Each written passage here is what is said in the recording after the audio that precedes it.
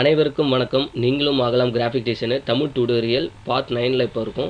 Channel subscribe பண்ணாதீங்கன்னா subscribe பண்ணிக்கோங்க.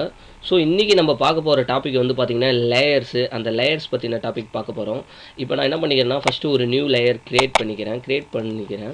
So இது வந்து பார்த்திங்கன்னா லேயருங்கிறது ஒன்றும் விஷயம் கிடையாது. இப்போ என்னென்னா ஒரு புக்கு மேலே ஒரு புக்கை வந்து நம்ம அடுக்கி வச்சுக்கிட்டு போகிறப்ப அந்த புக்கோட கவுண்ட்ஸ் இருக்குது இல்லைங்களா, ஒரு புக்கு 2 புக்கு கவுண்ட்ஸ் இருக்குது இல்லைங்களா, அதேமாரி லேயர் 0 லேயர் 1 அப்படிங்கிற மாதிரி இந்த ஃபோட்டோஷாப்பில் வந்து மென்ஷன் ஆகும். இப்போ ரைட் சைடு வந்து பார்த்திங்கன்னா லேயர்னு ஒரு பாக்ஸ் இருக்குது. அந்த பாக்ஸில் வந்து பார்த்திங்கன்னா ஃபஸ்ட்டு நம்ம க்ரியேட் பண்ணியிருக்க அந்த பேக்ரவுண்டு வந்து பார்த்திங்கன்னா லேயர் 0வாக அது கன்வெர்ட் பண்ணிக்கிச்சு. நெக்ஸ்ட்டு வந்து பார்த்திங்கன்னா இப்போ வந்து பார்த்திங்கன்னா நான் ஒரு இமேஜ் இருக்குது, இந்த இமேஜ் ஃபைலை நான் கொண்டு வந்து வைக்கிறேன். ஸோ இந்த இமேஜ் ஃபைலை கொண்டுட்டு வந்து வைக்கிறப்ப வந்து பார்த்திங்கன்னா இது வந்து பார்த்திங்கன்னா ஒரு லேயராக கன்வெர்ட் பண்ணிக்கும். இந்த லேயர் வந்து பார்த்திங்கன்னா லேயர் 1 அப்படின்னு கன்வெர்ட் ஆயிடுச்சு. நெக்ஸ்ட் வந்து பார்த்திங்கன்னா ஒரு டெக்ஸ்ட்டு நான் வந்து டைப் பண்ணுறேன். ஃபார் எக்ஸாம்பிள் இந்த டெக்ஸ்ட்டு நான் டைப் பண்ணுறேன். டைப் பண்ணதுக்கப்புறம் வந்து பார்த்திங்கன்னா இந்த டெக்ஸ்ட் லேயர் வந்து பார்த்திங்கன்னா இங்கே ஆட்டோமேட்டிக்காக வந்துடும். அது டெக்ஸ்ட் லேயர்னு சொல்லிட்டு கன்வெர்ட் பண்ணிக்கும். இது வந்து நார்மல் லேயராக இருக்காது, இது டெக்ஸ்ட் லேயர்னு சொல்லிட்டு இது கன்வெர்ட் பண்ணிக்கும். அடுத்தது வந்து பார்த்திங்கன்னா ஒரு ஷேப் கிரியேட் பண்ணுறேன். சம்திங் ஒரு ரெக்டாங்கிள் ஷேப் கிரியேட் பண்ணுறேன். இந்த ஷேப் நான் கிரியேட் பண்ணுறப்போ வந்து பார்த்திங்கன்னா இந்த லேயர் வந்து பார்த்திங்கன்னா உங்களுக்கு ஆட்டோமேட்டிக்காக ரெக்டாங்கிள் அப்படின்னு சொல்லிட்டு இந்த லேயர் காமிக்கும். ஸோ ஃபார் எக்ஸாம்பிள் இப்போ வந்து பார்த்திங்கன்னா நம்ம எந்த மாதிரி ஷேப் ரவுண்ட் ஷேப் கிரியேட் பண்ணுறோம் அப்படின்னா இந்த இடத்துல ரவுண்ட் அப்படின்னு சொல்லிட்டு அந்த மாதிரி காமிக்கும். இப்போ வந்து பார்த்திங்கன்னா நம்ம ஃபஸ்ட்டு கிரியேட் பண்ண லேயர் வந்து பார்த்திங்கன்னா எப்போயுமே பாட்டமில் இருக்கும், லேயர் 0 அதுன்னு சொல்லுவாங்க. ஸோ இந்த மாதிரி ஒரு புக்கு மேலே ஒரு புக் அடிக்க வச்சுட்டு போகிற மாதிரி ஒவ்வொரு லேயர் மேலேயும் ஒவ்வொன்றும் வந்து போகிறப்ப வந்து பார்த்திங்கன்னா இப்போ ஃபஸ்ட்டு 0 இருந்துச்சு, அடுத்து லேயர் 1 இருக்குது. இது மேலே நம்ம வேறு இமேஜ் ஆட் பண்ணுறப்ப என்ன ஆகுனா அது லேயர் 2 இருக்குது. இதனுடைய நேமை நம்ம சேஞ்ச் பண்ணுறதா சேஞ்ச் பண்ணிங்கன்னா ஜஸ்ட் அதில் வச்சு ஒரு டபுள் கிளிக் பண்ணிங்கன்னா இந்த வரும். ஸோ எந்த மாதிரி நேம் வேணுமோ அந்த நேம் வந்து நம்ம டைப் பண்ணிக்கலாம். ஸோ நெக்ஸ்ட்டு வந்து பார்த்திங்கன்னா டெக்ஸ்ட் லேயர் இருக்குது, அடுத்து ரெக்டாங்கிள் லேயர் இருக்குது. இதில் ஒரு முக்கியமான விஷயம் என்னென்னா இப்போ நிறைய பேர் நம்ம ஒர்க் அவுட் பண்ணிகிட்ருப்போம். ஒர்க் அவுட் பண்ணிட்டுருப்ப என்ன ஆகிடும்னா ஃபார் எக்ஸாம்பிள் இப்போ இந்த லேயரில் வச்சு ஒர்க் அவுட் பண்ணிகிட்ருக்கீங்க, 0 லேயரில் வச்சு ஒர்க் அவுட் பண்ணிகிட்ருக்கீங்க, திடீர்னு ஒரு டெக்ஸ்ட் வந்து ஆட் பண்ணுவாங்க. திடீர்னு ஒரு டெக்ஸ்ட் ஆட் பண்ணுறப்ப என்ன ஆகிடும்னா இந்த ஷேப்பு வந்து பார்த்திங்கன்னா ஷேப்போ இல்லை டெக்ஸ்ட்டோ ஆட் பண்ணுறப்ப என்ன ஆகிடும்னா இந்த லேயர் 1க்கும் லேயர் 0க்கும் நடுவில் ஆட் பண்ணிவிடுவீங்க தெரியாமல். அந்த டைமில் என்ன ஆகுனா ஃபார் எக்ஸாம்பிள் இப்போ இந்த ரெக்டாங்கிள் இருக்குது, இந்த ரெக்டாங்கிள் உங்களுக்கு இந்த இடத்துல இருக்குது ஓகேங்களா. ஸோ இதை நான் என்ன பண்ணுறேன்னா இப்படி கொஞ்சம் மிடிலுக்கு கொண்டுட்டு வந்து இந்த இடத்துல வைக்கிறேன். இப்போ பாருங்கள் அந்த ஷேப்பு ஹைட் ஆகிடுச்சு, ஆனால் செலெக்ஷன் ஆகிருக்கு தெரியுது, ஆனால் ஷேப்பு வந்து ஹைட் ஆகிடுச்சு.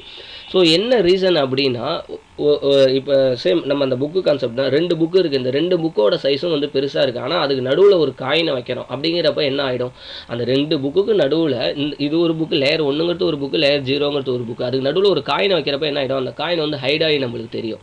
ஸோ நம்ம என்ன பண்ணணும், அந்த காயின் தெரியணும் அப்படின்னா அதை வந்து டாப்பில் கொண்டு வைக்கணும். ஸோ ரெக்டாங்கிள் 1 அப்படிங்கிறத நான் இப்போ டாப்பில் கொண்டுட்டு வரேன். இப்போ வந்து பார்த்திங்கன்னா உங்களுக்கு அந்த ஷேப் ஆட்டோமேட்டிக்காகவே தெரிஞ்சிச்சு. ஸோ இந்த மாதிரி நிறையா மிஸ்டேக்ஸ்லாம் வந்து நடக்கும். நான் வந்து ஸ்டார்டிங்கில் பண்ணுறப்ப இந்த மாதிரி மிஸ்டேக்லாம் எனக்கு நடந்திருக்கு. நெக்ஸ்ட்டு வந்து பார்த்திங்கன்னா இப்போ நம்ம எல்லா லேயர்ஸுமே ஒவ்வொன்றா காட்டுது. ஃபஸ்ட்டு வந்து பார்த்திங்கன்னா background layers, rectangle shape layers, text layers. நான் வந்து இண்டிவிஜுவலாக எனக்கு வந்து டெக்ஸ்ட் லேயர்ஸை மட்டும் எனக்கு காமிக்கணும் அப்படின்னா இப்போ இந்த டாப்பில் வந்து பார்த்திங்கன்னா லேயர்ஸ் இருக்குது. இந்த லேயர்ஸில் வந்து டாப்பில் வந்து பார்த்திங்கன்னா டெக்ஸ்ட் டீன் இருக்குது. இதை நான் கிளிக் பண்ணுறேன். இதை கிளிக் பண்ண வந்து பார்த்திங்கன்னா இப்போ இந்த டெக்ஸ்ட் லேயர்ஸ் மட்டும் எனக்கு பாட்டுங்க தெரியுது. ஸோ நான் என்ன பண்ணலான்னா இதை மட்டும் கிளிக் பண்ணி அப்படியே செலெக்ஷன் பண்ணி என்ன என்னோட கரெக்ஷனோ அதை பண்ணிக்கலாம். சேம் அதே மாதிரி தான் டெக்ஸ்ட்டை தூக்கிட்டு நான் ஷேப் லேயர் அதை கிளிக் பண்ணுறேன். ஸோ ஷேப் லேயர் வந்து நம்ம கிளிக் பண்ணுறப்ப இந்த இந்த ஃபில்டர் ஷேப் வந்து நம்ம வந்து இன்னும் எடிட் பண்ணல. ஸோ அதனால் அந்த ஃபில்டர் ஷேப் லேயர் வந்து நம்மளுக்கு காமிக்கல.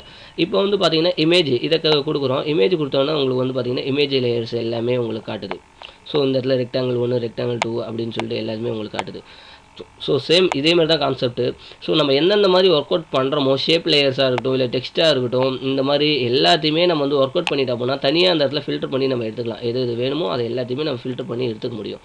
ஸோ அதுக்காக இந்த ஆப்ஷன் யூஸ் ஆகுது. நெக்ஸ்ட்டு நம்ம வந்து பார்க்க போகிறது வந்து பார்த்திங்கன்னா இப்போ மெயினாக இந்த வந்து பார்த்திங்கன்னா இந்த மாஸ்கிங் ஆப்ஷன் நம்ம பார்க்க போகிறோம். லேயர் மாஸ்கிங் இருக்கு இல்லைங்களா, அந்த லேயர் மாஸ்கிங் ஆப்ஷன் பார்க்க போகிறோம். அது எப்படிங்கிறத உங்களுக்கு நான் சொல்கிறேன். இப்போ வந்து பார்த்திங்கன்னா இந்த லேயர்ஸ் எல்லாத்தையுமே நான் டெலீட் பண்ணிடுறேன். டெலீட் பண்ணிவிட்டு சேம் இதே இருக்கட்டும், இந்த டெக்ஸ்ட் லேயர் இருக்கட்டும். இந்த டெக்ஸ்ட் லேயரை என்ன பண்ணுறேன் அப்படின்னா நான் வந்து இந்த இடத்துல வைக்கிறேன்.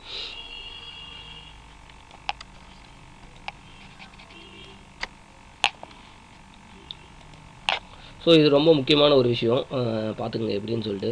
இப்போ நம்ம வந்து நிறையா கட் அவுட்டில் இல்லை ஃப்ளக்ஸில் இந்த மாதிரிலாம் வந்து பார்த்திங்கன்னா மாஸ்கிங் பண்ண மாதிரி டெக்ஸ்ட் இருக்குது. இப்போ நார்மல் டெக்ஸ்ட்டாக இருக்குது.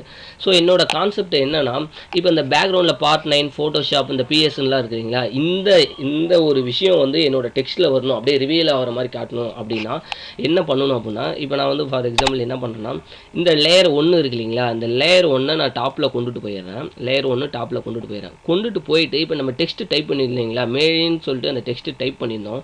ஸோ என்ன பண்ணுறேன்னா ஃபஸ்ட்டு நான் இந்த லேயர் 1 நான் கிளிக் பண்ணிக்கிறேன். லேயர் 1 கிளிக் பண்ணிட்டு கண்ட்ரோல் ப்ரெஸ் பண்ணிக்கிட்டு இந்த டி இருக்கு இல்லைங்களா, இந்த மேலிங்கிற சிம்பிள்கிட்ட போகக்கூடாது, இந்த டீங்கிற சிம்பிள்கிட்ட போகிறப்போ உங்களுக்கு பாருங்கள் ஒரு ரெக்டாங்கிள் டயலாக் பாக்ஸ் மாதிரி இதுலேயே உங்களுக்கு தெரியும். கிளிக் பண்ணிட்டீங்க அப்படின்னா இங்கே பாருங்கள் உங்களுக்கு ஸ்க்ரீனில் வந்து பார்த்தீங்கன்னா செலக்ட் ஆகிருக்கிறது தெரியும். அந்த மேலிங்கிற அந்த டெக்ஸ்ட் மட்டும் செலக்ட் ஆகிருக்கு தெரியும்.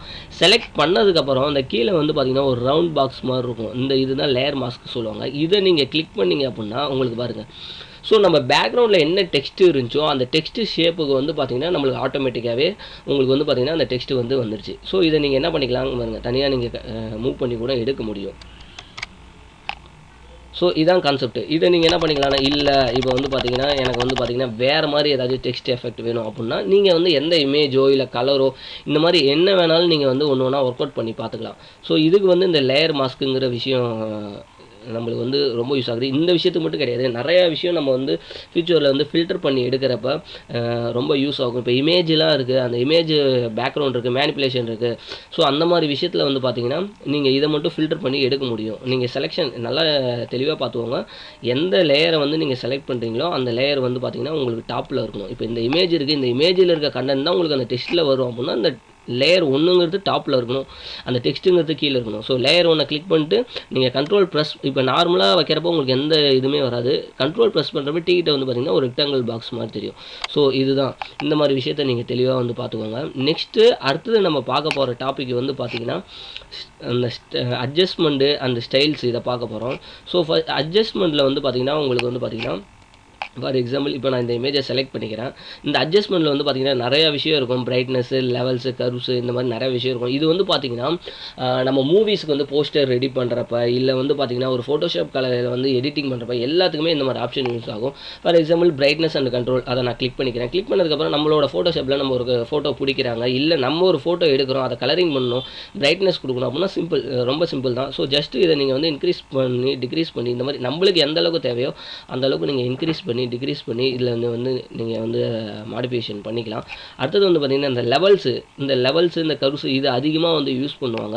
என்னென்னா ஃபோட்டோஷாப் கடையில் நம்ம வந்து பார்த்திங்கன்னா இப்போ பாருங்கள் இந்த மாதிரி சேஞ்சஸ். ஃபார் எக்ஸாம்பிள் என்னென்னா இதில் இந்த கீழே வந்து ஒரு சிம்பிள்ஸ் உங்களுக்கு இருக்கும் பாருங்கள். இந்த சிம்பிள்ஸ் வந்து பார்த்திங்கன்னா இந்த இடத்துல பாருங்கள் டார்க் பிளாக்காக தெரியும், இந்த இடத்துல போக போக ஒயிட் கலரில் தெரியும்.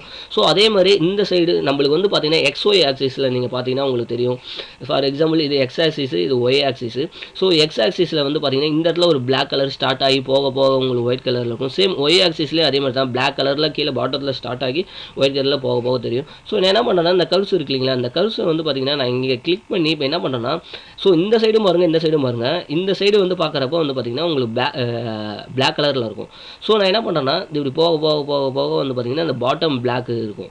ஸோ நான் என்ன பண்ணுறேன்னா இன்னும் கொஞ்சம் இன்க்ரீஸ் பண்ணுறேன். ஸோ இன்க்ரீஸ் பண்ணுறப்போ வந்து பார்த்திங்கன்னா இங்கே பாருங்கள் இந்த ஒயிட் கலர் இருக்குது, இந்த இடத்துல ஒயிட் கலர், இந்த இடத்துல ஒயிட் கலர், இந்த ரெண்டு பாயிண்ட்டும் மீட் பண்ணுற இடத்துல எப்படி ஒயிட் கலரில் இருக்கும். ஸோ அதுதான் இதனுடைய கான்செப்ட். நீங்கள் ஒவ்வொன்றா ஒர்க் அவுட் பண்ணி பார்க்குறப்ப உங்களுக்கு வந்து இது ஈஸியாக அண்டர்ஸ்டாண்ட் ஆகும். எடுத்தோடனே உங்களுக்கு புரியாது.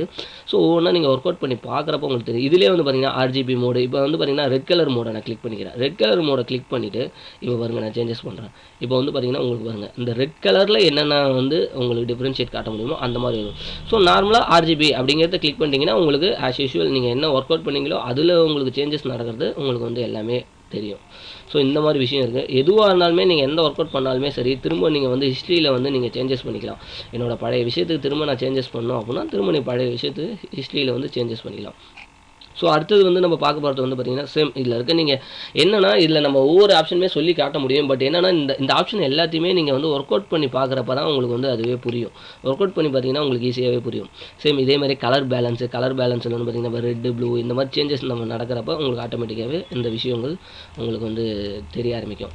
ஸோ இது வரைக்கும் நம்ம பார்த்துருக்கோம். நெக்ஸ்ட் வீடியோவில் வந்து பார்த்திங்கன்னா அடுத்தது என்ன இதில் இருக்குது, மேக்ஸிமம் நம்ம எல்லா டூல்ஸையுமே வந்து நம்ம கவர் பண்ணியாச்சு. ஒரு சில டூல்ஸ் வந்து பார்த்திங்கன்னா மோஸ்ட்லி நம்மளுக்கு தேவைப்படாது. அதுவும் நான் உங்களுக்கு சொல்கிறேன், ஒர்க் அவுட் பண்ணுறப்ப சொல்கிறேன். ஸோ நெக்ஸ்ட்டு யூடியூப் வீடியோவில் வந்து பார்த்திங்கன்னா நெக்ஸ்ட்டு நம்ம போகிற அந்த வீடியோவில் வந்து பார்த்திங்கன்னா ஒரு ப்ராஜெக்ட் வந்து நம்ம பண்ணி காட்ட போகிறோம். இது வரைக்கும் நம்ம யூஸ் பண்ண எல்லா டூல்ஸையுமே வச்சு நம்ம வந்து ஒர்க் அவுட் பண்ணி காமிக்க போகிறோம். ஸோ நெக்ஸ்ட்டு வீடியோவுக்கு வெயிட் பண்ணுங்கள். ஓகே.